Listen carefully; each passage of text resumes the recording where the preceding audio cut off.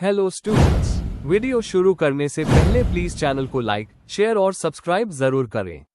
एक important information, अगर आपको इस वीडियो के नोट्स चाहिए तो डिस्क्रिप्शन बॉक्स में दिया गया डाउनलोड लिंक चेक करें। Thank you. चलिए शुरू करते हैं। इस वीडियो में हम पढ़ेंगे BSOC 110 सोशल स्ट्रैटिफिकेशन के प्रीवियस ईयर क्वेश्चन और most important questions with answers. ये क्वेश्चंस आपके एग्जाम के लिए बहुत इंपॉर्टेंट है। अगर आपने ये अच्छे से कर लिए तो एग्जाम निकलना पक्का है। Let's begin. Question 5, discuss the contemporary perspectives of ethnicity. Question explanation. इस क्वेश्चन में हमें एथनिसिटी के नए और मॉडर्न पर्सपेक्टिव्स को समझना है। मतलब सोशियोलॉजिस्ट्स आज के समय में एथनिसिटी को कैसे देखते हैं। हमें प्रीमोडियलिस्ट, इंस्ट्रूमेंटलिस्ट, कंस्ट्रक्टिविस्ट और पोस्टमॉडर्न व्यूज को डिटेल में एक्सप्लेन करना है, एग्जाम्पल्स के साथ। आंसर। इंट्रोडक्शन। एथनिसिटी का मतलब है एक ग्रुप की शेयर्ड कल्चरल आइडेंटिटी, जैसे लैंग्वेज, रिलीजन, कस्टम्स और बिलोंगिंग का सेंस। आज के सोशियोलॉजी में एथनिसिटी को एक फिक्स्ड चीज नहीं बल्कि एक सोशल कॉन्स्ट्रक्ट माना जाता है जो पॉलिटिकल और सोशल रिलेशन से शेप होता है। कुछ स्कॉलर्स इसे नेचुरल बॉन्ड मानते हैं और कुछ इसे पावर और इकोनॉमी से जुड़ी स्ट्रैटेजी समझते हैं। इस आंसर में हम 4 इंपॉर्टेंट पर्सपेक्टिव्स डिस्कस करेंगे: प्राइमोडियलिस्ट, इंस्ट्रूमेंटलिस्ट, कंस्ट्रक्टिविस्ट और पोस्टमॉडर्न। Main body. 1. प्राइमोडियलिस्ट पर्सपेक्टिव। प्रीमोडियलिस्ट कहते हैं कि एथनिसिटी पुराने टाइज पे बेस्ड है, जैसे ब्लड रिलेशन, कल्चर और रिलीजन। लोग अपनी एथनिक आइडेंटिटी के साथ इमोशनली जुड़े होते हैं क्योंकि वो उन्हें बिलोंगिंग और सिक्योरिटी देते हैं। एग्जाम्पल, एथनिक कॉन्फ्लिक्ट्स को ये पर्सपेक्टिव नेचुरल अटैचमेंट और कल्चरल फियर के रूप में समझाता है। 2. Instrumentalist perspective. इस व्यू के अकॉर्डिंग एथनिसिटी एक टूल है जो लीडर्स और ग्रुप्स अपने फायदे के लिए यूज करते हैं। एथनिक आइडेंटिटी को पॉलिटिकल सपोर्ट, वोट बैंक और रिसोर्सेज के लिए मोबिलाइज किया जाता है। एग्जाम्पल, इंडिया या अफ्रीका के पॉलिटिक्स में एथनिक ग्रुप्स को वोट के लिए एक्टिवेट किया जाता है। इससे समझ आता है कि एथनिसिटी फिक्स्ड नहीं है बल्कि इंटरेस्ट के हिसाब से एक्टिवेट होती है। 3. Constructivist perspective. कंस्ट्रक्टिविस्ट्स कहते हैं कि एथनिसिटी एक सोशल कॉन्स्ट्रक्ट है जो इंटरैक्शंस, नैरेटिव्स और हिस्ट्री से बनता है। आइडेंटिटी टाइम और कॉन्टेक्स्ट के हिसाब से बदलती रहती है। एग्जाम्पल, इमिग्रेंट कम्युनिटीज अपनी आइडेंटिटी को नए कल्चर के साथ ब्लेंड करके दोबारा कंस्ट्रक्ट करते हैं। बेनेडिक्ट एंडरसन की इमेजिन्ड कम्युनिटीज थियरी भी ये दिखाती है कि कलेक्टिव आइडेंटिटीज सोशली इमेजिन्ड होती है। 4. पोस्टमॉडर्न और कंटेम्पररी डिबेट्स। पोस्टमॉडर्निस्ट्स एथनिसिटी को फ्लूइड और हाइब्रिड मानते हैं। ग्लोबलाइजेशन के टाइम में लोग एक से ज्यादा एथनिक आइडेंटिटीज अडॉप्ट कर लेते हैं। एग्जाम्पल, डायस्पोरा कम्युनिटीज अपनी आइडेंटिटी को एक कंट्री से दूसरे कंट्री के बीच मेंटेन करती है। आज के डिबेट्स में एथनिसिटी का इंटरसेक्शन क्लास, जेंडर और ग्लोबलाइजेशन के साथ भी स्टडी किया जाता है। कंक्लूजन। समाप्ति में, कंटेम्पररी पर्सपेक्टिव्स एथनिसिटी को एक बायोलॉजिकल या फिक्स्ड चीज नहीं मानते। प्राइमोडियलिस्ट्स नेचुरल टाइज को स्ट्रेस करते हैं, इंस्ट्रूमेंटलिस्ट्स इसे पावर का टूल कहते हैं, कंस्ट्रक्टिविस्ट्स इसे सोशल प्रोसेस समझते हैं और पोस्टमॉडर्निस्ट्स इसे फ्लूइड और हाइब्रिड आइडेंटिटी मानते हैं। आज के ग्लोबलाइजेशन के युग में एथनिसिटी को डायनामिक और कंटेक्सचुअल समझना जरूरी है। If you need the notes of this video, there is a download link in the description box. Be sure to check it out. Thank you. Question 6, what is gender? Explain the body as an instrument of social control. Question explanation. इस क्वेश्चन में 2 चीजें पूछी गई है। पहले हमें gender को डिफाइन और समझना है, यह बायोलॉजिकल सेक्स से अलग एक सोशल कॉन्स्ट्रक्ट है। दूसरा, हमें बताना है कि ह्यूमन बॉडी को सोसाइटी कैसे कंट्रोल और डिसिप्लिन करती है जेंडर रोल्स, नॉर्म्स और पावर मेंटेन करने के लिए। आंसर। इंट्रोडक्शन। जेंडर एक सोशल कॉन्स्ट्रक्ट है जो रोल्स, एक्सपेक्टेशंस और बिहेवियर्स को डिफाइन करता है जो सोसाइटी लड़के, लड़की या दूसरे जेंडर आइडेंटिटीज को असाइन करती है। यह बायोलॉजिकल सेक्स से अलग होता है क्योंकि सेक्स नेचुरल है लेकिन जेंडर सोशल और कल्चरल है।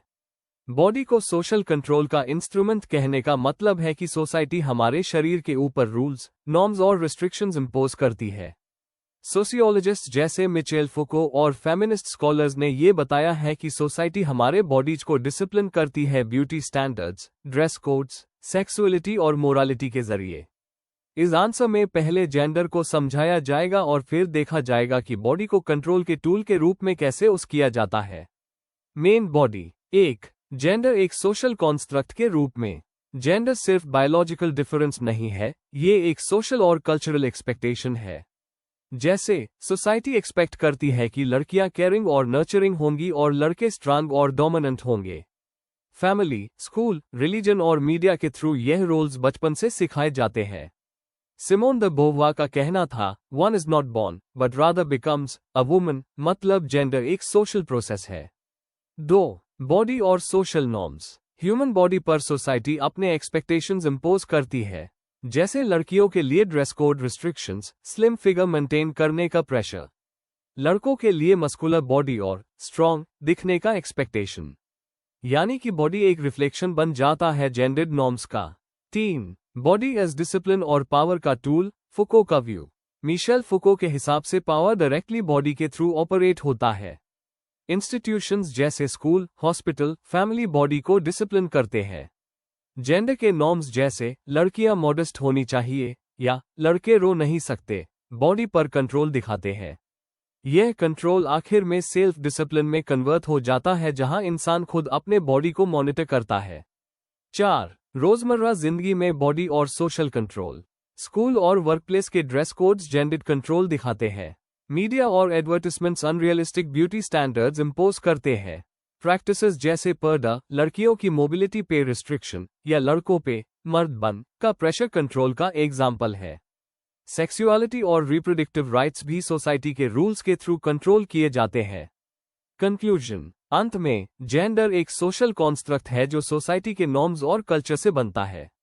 बॉडी एक इंपॉर्टेंट साइट है जहां ये नॉर्म्स इंपोज किए जाते हैं, जैसे कपड़ों से लेके बिहेवियर तक।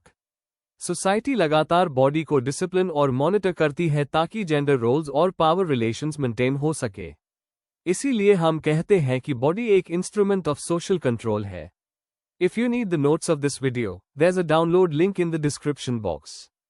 Be sure to check it out. Thank you. Question 7. What is social mobility? Differentiate between downward and upward mobility. Question explanation. इस क्वेश्चन में हमें पहले सोशल मोबिलिटी का मतलब समझना है और फिर उसके टाइप्स को एक्सप्लेन करना है। स्पेशली हमें अपवर्ड और डाउनवर्ड मोबिलिटी के बीच डिफरेंस लिखना है, एग्जाम्पल्स और सोशियोलॉजिकल व्यूज के साथ। आंसर। इंट्रोडक्शन। सोशल मोबिलिटी का मतलब है किसी व्यक्ति या ग्रुप का सोसाइटी के एक पोजीशन से दूसरे पोजीशन पर शिफ्ट करना।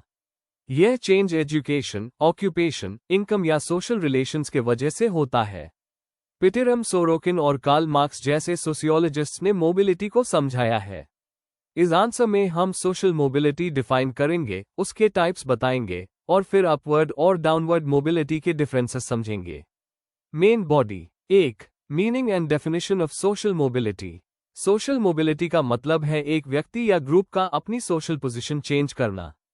पीटर सोरोकिन के हिसाब से किसी व्यक्ति का एक पोजीशन से दूसरे पोजीशन तक ट्रांजिशन। ये दिखाता है कि सोसाइटी कितनी ओपन है और लोग अपना स्टेटस चेंज कर सकते हैं या नहीं।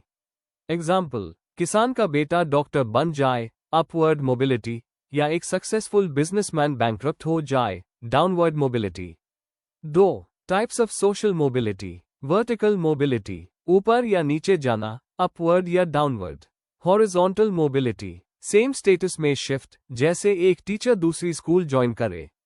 इंटरजेनरेशनल मोबिलिटी, अलग जनरेशंस में स्टेटस चेंज, जैसे मजदूर का बेटा इंजीनियर बन जाए। इंट्राजेनरेशनल मोबिलिटी, एक ही व्यक्ति की लाइफ में चेंज, जैसे क्लर्क से मैनेजर बनना। 3. Upward mobility. डेफिनेशन, जब कोई व्यक्ति अपने पुराने स्टेटस से ऊपर जाता है। कॉजेस, एजुकेशन और स्किल डेवलपमेंट, अर्बनाइजेशन और इंडस्ट्रियलाइजेशन, सरकारी पॉलिसीज जैसे रिजर्वेशन और welfare schemes. Examples, doctor B.R. Ambedkar ने एजुकेशन के थ्रू अपना सोशल स्टेटस इंप्रूव किया। एक middle class student IAS exam clear करके ऑफिसर बन गया। इम्पैक्ट, एस्पिरेशंस बढ़ती है, इनइक्वालिटीज कम होती है और मेरिटोक्रेसी स्ट्रॉन्ग होता है। 4. Downward mobility. डेफिनेशन, जब व्यक्ति या ग्रुप अपना स्टेटस खोता है और नीचे गिरता है। कॉजेस, इकोनॉमिक क्राइसिस या अनएम्प्लॉयमेंट, प्रॉपर्टी का लॉस, सोशल डिस्क्रिमिनेशन या political instability. Examples, rich businessman bankrupt होकर लोअर क्लास में आ गया। जमींदारी सिस्टम खत्म होने के बाद एरिस्टोक्रेटिक फैमिलीज ने अपना प्रिविलेज खोया। इम्पैक्ट, फ्रस्ट्रेशन, कॉन्फ्लिक्ट और कभी कभी क्राइम भी बढ़ जाता है। Conclusion, social mobility modern society का एक इंपॉर्टेंट फीचर है जो दिखाता है कि सोसाइटी डायनामिक और फ्लेक्सिबल है। अपवर्ड मोबिलिटी लोगों के लिए प्रोग्रेस और अपॉर्चुनिटी लाता है, जबकि डाउनवर्ड मोबिलिटी चैलेंजेस और रिस्क्स दिखाता है। दोनों हाई एक सोशल प्रोसेस के पार्ट्स हैं जो सोसाइटी की स्ट्रक्चर और इनइक्वालिटीज को समझाते हैं। If you need the notes of this video, there's a download link in the description box. Be sure to check it out. Thank you. Question 8. Explain social stratification on the basis of race and ethnicity. Question explanation. इस क्वेश्चन में हमें बताना है कि race और ethnicity किस तरह सोशल स्ट्रैटिफिकेशन का बेस बनते हैं। हमें स्ट्रैटिफिकेशन डिफाइन करना है, फिर रेस और एथनिसिटी का मतलब समझाकर दिखाना है कि ये दोनों इनइक्वालिटी और हायरार्की क्रिएट करते हैं। एग्जाम्पल्स और थियरीज यूज करना जरूरी है। Answer, introduction. सोशल स्ट्रैटिफिकेशन का मतलब है सोसाइटी में लोगों और ग्रुप्स का स्ट्रक्चर्ड रैंकिंग, जहां रिसोर्सेस और अपॉर्चुनिटीज बराबर डिवाइड नहीं होते। रेस और एथनिसिटी दो इंपॉर्टेंट बेसिस हैं जो इनइक्वालिटी को शेप करते हैं। रेस को बायोलॉजिकल डिफरेंसेस से जोड़ा जाता है और एथनिसिटी कल्चर, लैंग्वेज और ट्रेडिशन से रिलेटेड होती है। ये दोनों अक्सर एक्सक्लूजन और डिस्क्रिमिनेशन क्रिएट करते हैं। सोशियोलॉजिस्ट जैसे W.E.B. डू बोइस और वेबर ने दिखाया कि रेस और एथनिसिटी सोशल हायरार्कीज में इंपॉर्टेंट रोल प्ले करते हैं। Main body. 1. रेस, एथनिसिटी और स्ट्रैटिफिकेशन की समझ। रेस एक सोशल कंस्ट्रक्ट है जो फिजिकल फीचर्स जैसे स्किन कलर या फेशियल ट्रेट्स पर बेस होता है। इसका साइंटिफिक बेसिस कम है, लेकिन हिस्टोरिकली इसे सुपीरियर इंफीरियर डिवाइड के लिए यूज किया गया। एथनिसिटी शेयर्ड कल्चर, ट्रेडिशंस और आइडेंटिटी को दिखाता है जो एक ग्रुप को एक साथ जोड़ता है। स्ट्रैटिफिकेशन इनइक्वालिटी का स्ट्रक्चर्ड सिस्टम है जिसमें रिसोर्सेस और पावर अनइक्वल डिवाइड होते हैं। रेस और एथनिसिटी यहां इंपॉर्टेंट फैक्टर बन जाते हैं। एग्जाम्पल, यूएस में व्हाइट्स और अफ्रीकन अमेरिकन्स के बीच रेशियल डिवाइड ने एजुकेशन और जॉब्स में बड़ा गैप क्रिएट किया है। 2. रेस के बेस पर सोशल स्ट्रैटिफिकेशन। हिस्ट्री, कॉलोनियलिज्म और स्लेवरी ने रेशियल हायरार्कीज को इंस्टीट्यूशनलाइज किया। यूरोपियंस अपने आप को सुपीरियर समझते थे और बाकी रेसेस को एक्सप्लॉइट करते थे। आज के समय में लॉज चेंज होने के बाद भी रेसिज्म सटल फॉर्म्स में एग्जिस्ट करता है, जैसे रेशियल प्रोफाइलिंग, वेज गैप और हेल्थ केयर एक्सेस में डिफरेंस। थियरीज, कॉन्फ्लिक्ट थियरी के हिसाब से रेस एक टूल है जिससे डोमिनेंट ग्रुप माइनॉरिटीज को एक्सप्लॉइट करता है। वेबर कहते हैं कि रेस एक एक्स्ट्रा डायमेंशन है इनइक्वालिटी का, जो क्लास और स्टेटस के साथ इंटरैक्ट करता है। केस स्टडी, साउथ अफ्रीका का अपार्टाइड सिस्टम एक क्लियर एग्जाम्पल है जहां रेशियल डिवाइड को लीगल बनाया गया था। 3. एथनिसिटी के बेस पर social stratification. Cultural identity, ethnicity से ग्रुप आइडेंटिटी बनती है जो अक्सर इन ग्रुप और आउट ग्रुप डिवाइड बनाती है।